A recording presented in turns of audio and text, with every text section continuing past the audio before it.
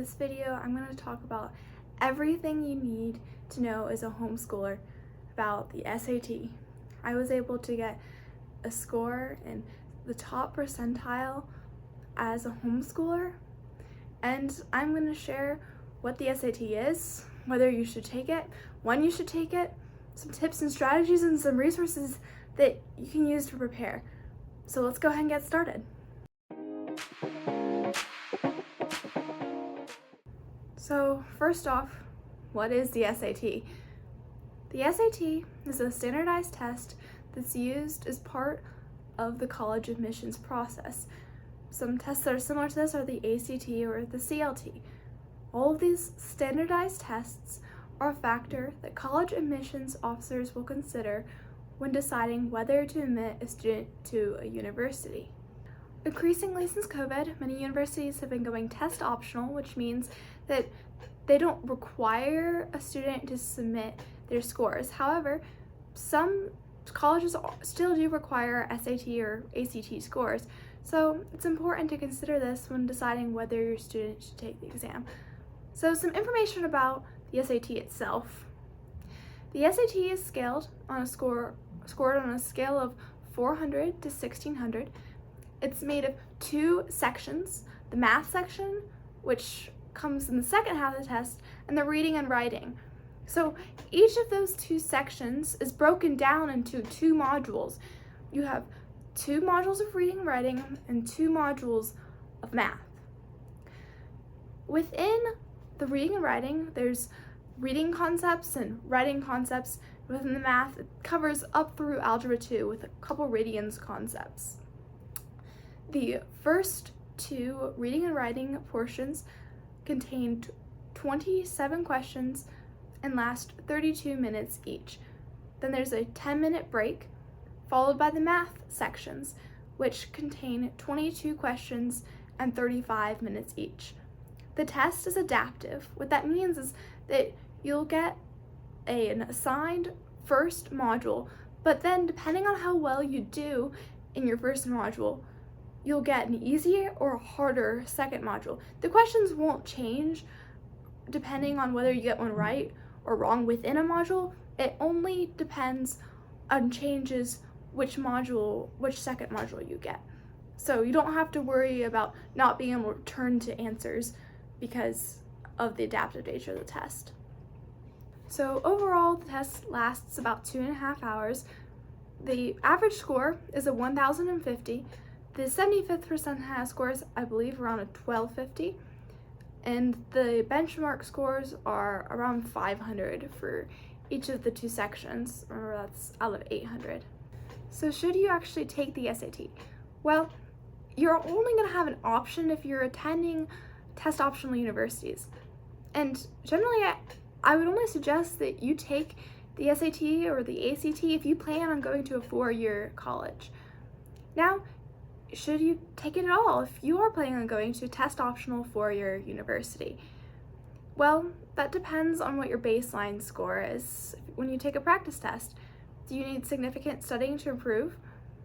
These test optional universities aren't going to negatively discount you just because you didn't send a score in. However, if you do have some more negative factors on your application, having a strong score could be a way to make up for that. Or even if you just have an average score, or even a below average score, it could be one other factor for admissions officers to consider.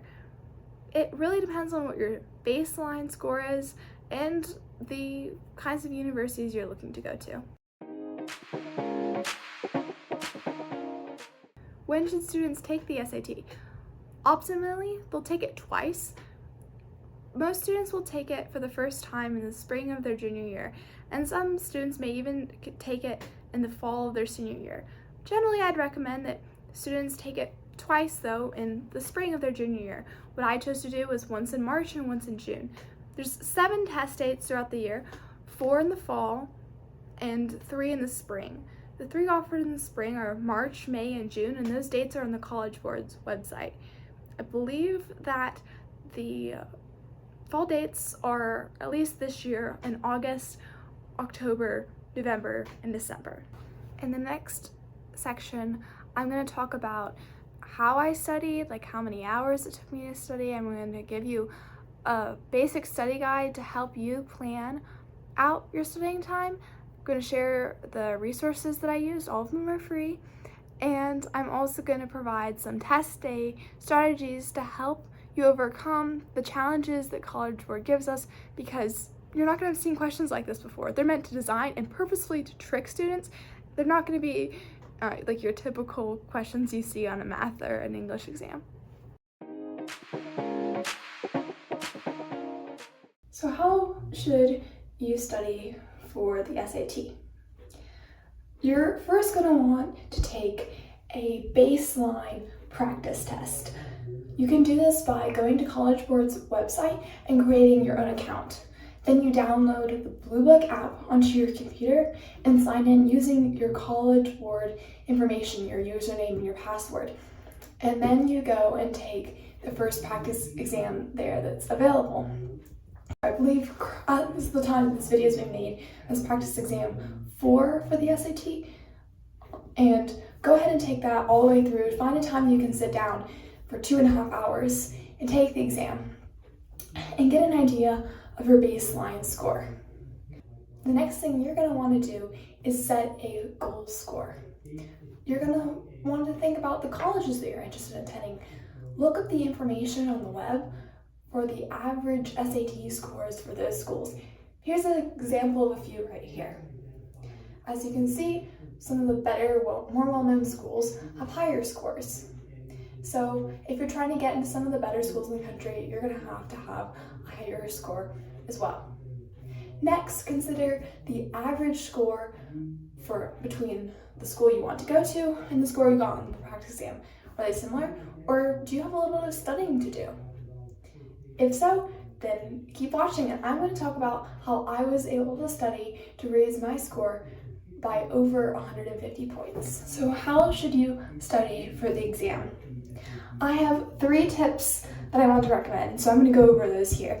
The first tip is that you need to be continuous.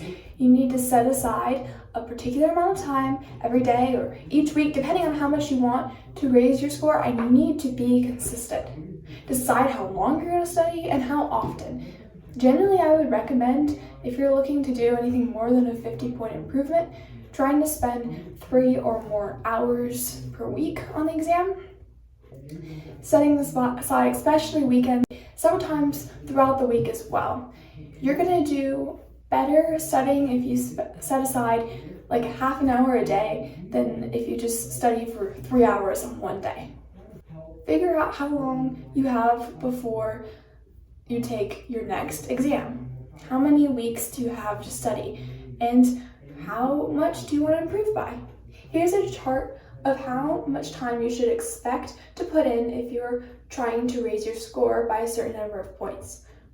From my own perspective, I was able to raise my score by about 100 points after studying for around 40 hours. So it took me quite a while. What I did is, over December break, I studied for 1 hour every single day, so that was like 30 hours, and I was able to improve my score significantly. You may not have the time to be able to do that, especially if you're working during the school year. You may have to get up a little bit earlier before school each day, or stay up a little later. But if the SAT really matters to you, I'm sure that you'll be willing to do it. My second tip is that you need to use high quality practice materials when you're studying. I'll just talk about the resources that I used. First of all, Khan Academy. So Khan Academy offers digital SAT practice for both the math and the reading and writing portion of the exam. In my opinion, the reading and writing is better. The math is not as good if you're looking to get a higher score, because the questions are not as representative of what is on the actual SAT. Instead, I would recommend actually using old paper SAT questions. That's what I did in order to improve my math score significantly. So you're wondering where you can get those.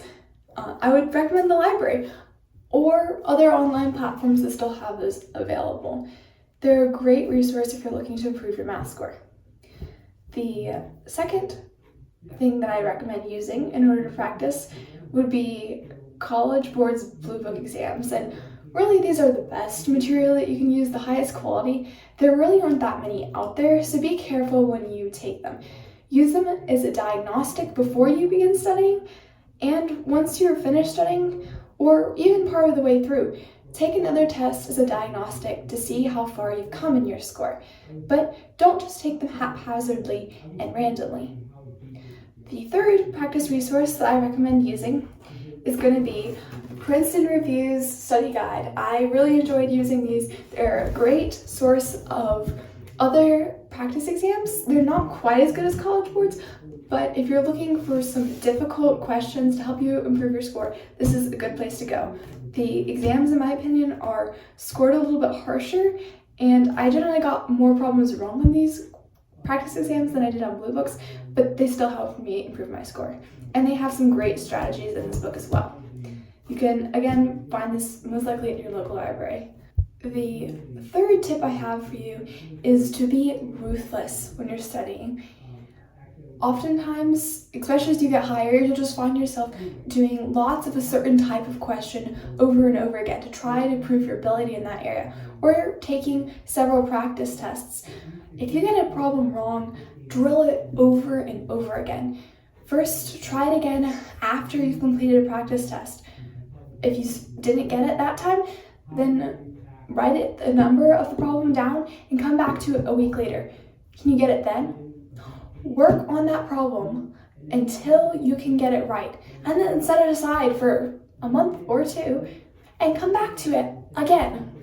I'm still coming back to problems now that I got wrong when I was in 10th grade a year and a half ago, and I can't always get them 100% right. Drill those mistakes, because that is what's going to cause problems for you on the test, not the questions that you already know how to get right. If you follow these test-taking strategies, then you'll have a leg up on test day, and I know you'll be able to do well on your exams. Before I go, I just have a couple more tips for you. When test day comes, it's really easy to forget all the things that you've been practicing on. So I'm going to remind you of 3 things now. 1, use Desmos graphing calculator. It will save your life and help you get through so many math problems so much more quickly.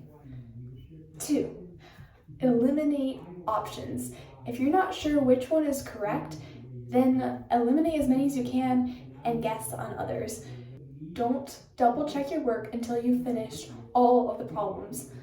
It's going to be so much better for your score if you just finish a problem and move on. You don't have the time to go back and check every single problem. And if worse comes to worse, just go ahead and guess. You're not penalized anymore for an incorrect question than leaving a problem blank. It's better to go ahead and give it a shot and have a 25% chance of getting it right than not to try it all. Thank you for watching. I hope you enjoyed the video and found it helpful, and I hope it will help you to decide whether you're going to take the SAT and then to go and prepare for it. If you found the video helpful, please like and subscribe. If you have any questions or ideas for future videos, then please leave those in the comments below. I really need ideas because this channel is all for you guys, especially for homeschoolers, just trying to answer any questions that you have in order to prepare your high schooler for the college process and college admissions. So again, thank you for watching.